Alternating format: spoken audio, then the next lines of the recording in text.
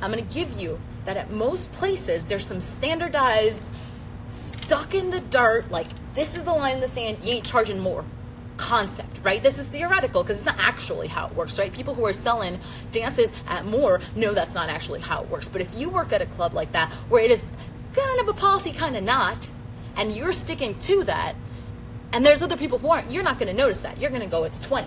And as soon as you try to push one time, because I can guarantee you everyone who does, I'm going to say 20, because 20 is like most places, $20, right? Most people who try to upcharge that, the first thing that happens, you know what happens? The first objection they get. Can someone guess what objection they get when they try to up the price?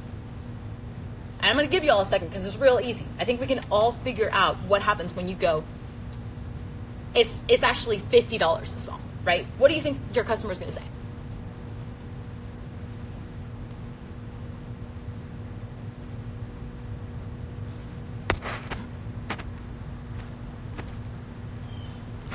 Thank you. Well, the other girl said $20, isn't it? Well, she said $20. Well, the sign said $20. Well, I got a dance 2 months ago at this club, and my friend got a dance in another club, and that was $20. It's all $20. How could you tell me right now that it's more than 20? Are you trying to scam me? Right? Are you trying to scam me? Are you trying to get one over on me? Ooh, never mind. I'm good. Ooh, I just had a bunch of dances, and they were $20. Now I want to ask you, were any of those dances with you? All those dances he just got, let's say he just got 10 dances. Were any of those dances with you? Did any of those dances come with your company? Did they come with your look? Did they come with your connection? Did they come with your style? Did they come with your confidence? I can tell you no, because they didn't charge more than $20 a song. So I can tell you that it didn't come with your confidence or your swagger or your connection or your look or all the other stuff that you're putting in the time and effort and energy to get better at. So if they're not putting in the time and effort and energy to get better at those things, how come they would cost the same thing as you? And you know what I love to ask people when they go through this conversation with me? I'm like, does a Toyota Corolla cost the same thing as a Maserati? Does a Honda cost the same thing as a Mercedes? They're both cars. What does a car do? It gets you from place A to place B, right? It's got 4 wheels and a wheel, and you drive it A to B. Who needs a Maserati? Who needs a Lamborghini? Now, is the club a necessity, or is it a luxury good? Is it a something you need to survive, or is it a luxury item? Do you think someone goes into Rolex to buy a watch and then argues with them that they can go to Walmart and buy a $5 plastic watch? Do you think people do that? Why don't you think they do that? Why don't you think people show up to a Lamborghini floor and try to tell the staff that they can get themselves a used Toyota Corolla for $400 that still drives? Because they're buying a luxury item. They would be laughed out of the store. So why aren't you laughing at these dudes when they try to imply that you are a Honda Accord? It's funny, but it's not funny because it's not on them. It's not their responsibility to give you that sense of value and worth in the club, no matter what you're selling, whether it is a dance, a conversation, a tip, or a champagne room. Right? So y'all are walking in there and listening to these objections, and they are selling you on the idea that your time is worth less than what you decide. Guess what? All the prices are made up. Do you think your club went out and did surveys? Did they do a census survey to decide how much their bottles were going to be? Or how much your time rate that they give you was going to be? That came out of thin air. They came up with it, right? They came up with it. They went, that's what it costs now, right? That's why dances that cost $20 in 1980 cost $20 now. Because they came up with it and never bothered to up the price. And now they're afraid that their customers are going to leave because you charge more. When in fact, those customers are probably way turned off by the idea that they're paying that little for something. Have you ever looked into getting a luxury item, whether it's a purse or some shoes or a car or something, and you see a price online and it's like, these are new Louboutins, they're $20.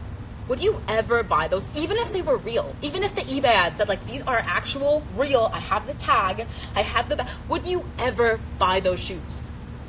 You wouldn't, because you would think that there's no way this is the cost. And in fact, if this is the cost, I don't want it anymore, because the point is that it's supposed to be luxury, it's supposed to be expensive, it's supposed to be a sign, a reflection of you, right?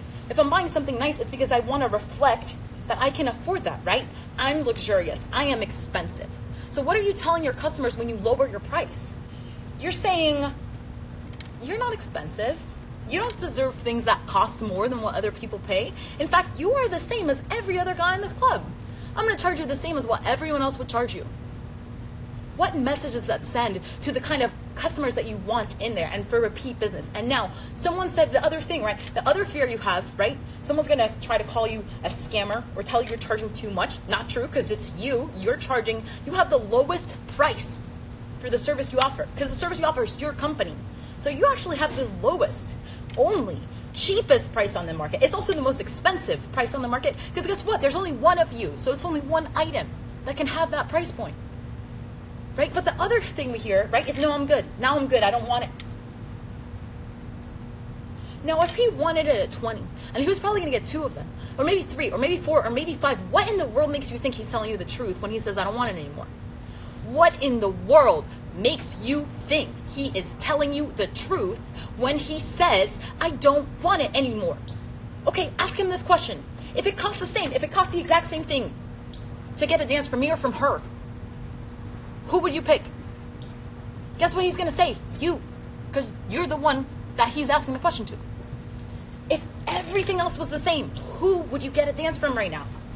Or who would you get a room with right now? Because by the way, this applies to every place in the club. So if you are struggling with upselling rooms, if you are struggling with feeling like you can charge $2,000 per hour, $3,000 per hour, $1,000 or $500 or $300 or whatever is getting in your head that is too much or a lot, if everything else was the same, if it was all free, who would you pick right now? Now you need to have a good product, right? You need to have a good service. You need to have a good approach. You need to be someone that's working on their craft, because this doesn't work if you're lazy. If you're lazy and you're not committed to yourself as a dancer, guess what? He's probably going to go, I would pick her. I don't want to pick you.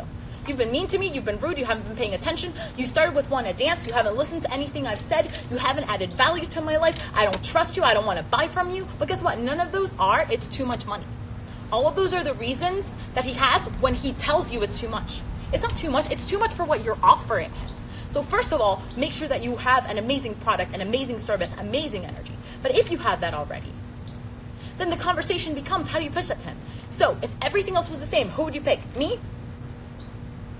How can you make sense of keeping a dirty, nasty piece of paper in your pocket that is worth $20 and losing out on the experience of hanging out with me? That's what I want to know. How can you make sense of keeping $80 more in your pocket when you could spend it on me, on one dance? Charge them $100 a song. It works. With good customers, they love that. If you charge $100 a song, if you start with that, if you say my favorite starter, let's start with 100 and go from there. You know why? Because if you ain't got 100 for me, I ain't got nothing for you. And guess what happens? They take out the 100 because they know that my time and energy is worth that. Do you know that about yourself when you walk in the club? Do you show up with that level of confidence? Because if you don't, they're going to beat you up on price. And then they're going to tell you to go away. And you're actually going to go away. You're not even going to push for the sale. You don't even believe you can sell him. And you're asking him to take you on. If this was a job interview, and I told you, I don't know if you're right for the position, and you went, that's fine, whatever, I got to go. Would you get the job? Would you want that person working for you? So why do you show up to customers like that? Why do you show up to customers like you are not the most amazing thing that he's ever seen? Why don't you act like your personality and your company is worth so much that you will be hurting him if you walk away? Have you ever seen other entertainers work a customer who don't care about them, say all men are trash, treat them like shit, do a horrible job, talk about themselves the whole time, cry, fight, scream, try to take money out of his wallet?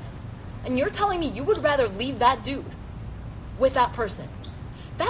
That's not a nice thing to do for your customer. If you want your customer to be happy, if you want your customer to have a good experience, if you care even a little bit about the people who walk into your club, then it's your responsibility to make sure they pay you. Because guess what? If they're not paying you, they might be paying someone else who delivers way less of a good experience. And guess what? They might even pay her more. Because she might actually have the confidence to ask him, even if she doesn't deliver on her service.